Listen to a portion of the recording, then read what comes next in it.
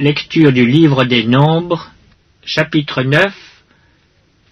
L'Éternel parla à Moïse dans le désert de Sinaï, le premier mois de la seconde année après leur sortie du pays d'Égypte. Il dit: Que les enfants d'Israël célèbrent la Pâque au temps fixé. Vous la célébrerez au temps fixé, le 14e jour de ce mois, entre les 2 soirs. Vous la célébrerez selon toutes les lois et toutes les ordonnances qui s'y rapportent. Moïse parla aux enfants d'Israël afin qu'ils célébrassent la Pâque. Et ils célébrèrent la Pâque le 14e jour du premier mois, entre les 2 soirs, dans le désert de Sinaï. Les enfants d'Israël se conformèrent à tous les ordres que l'Éternel avait donnés à Moïse. Il y eut des hommes qui, se trouvant impurs à cause d'un mort, ne pouvaient pas célébrer la Pâque ce jour-là. Ils se présentèrent le même jour devant Moïse et Aaron, et ces hommes dirent à Moïse: Nous sommes impurs à cause d'un mort. Pourquoi serions-nous privés de présenter au temps fixé l'offrande de l'Éternel au milieu des enfants d'Israël? Moïse leur dit: Attendez que je sache ce que l'Éternel vous ordonne. Et l'Éternel parla à Moïse et dit: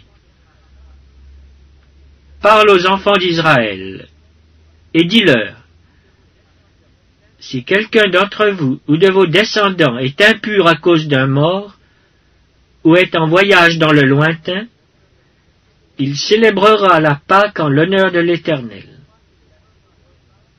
C'est au second mois qu'ils la célébreront, le 14e jour, entre les 2 soirs. Ils la mangeront avec des pains sans levain et des herbes amères. Ils n'en laisseront rien jusqu'au matin, et ils n'en briseront aucun os. Ils la célébreront selon toutes les ordonnances de la Pâque.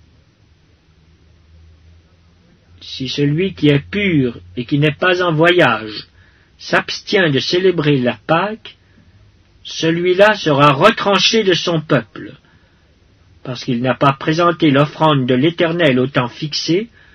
Cet homme-là portera la peine de son péché. Si un étranger en séjour chez vous célèbre la Pâque de l'Éternel, il se conformera aux lois et aux ordonnances de la Pâque. Il y aura une même loi parmi vous, pour l'étranger comme pour l'indigène.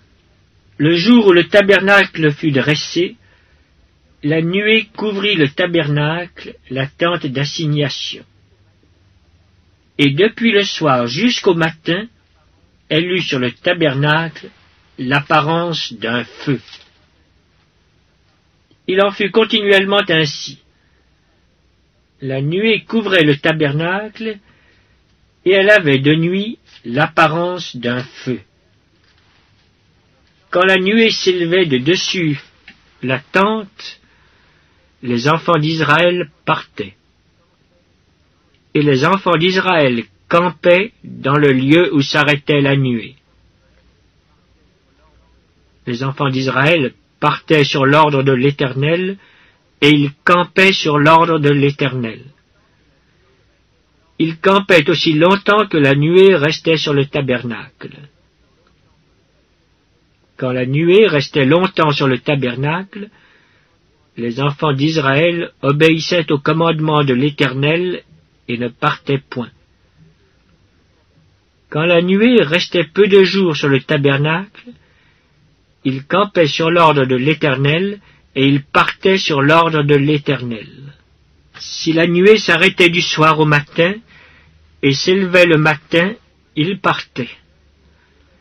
Si la nuée s'élevait après un jour et une nuit, ils partaient.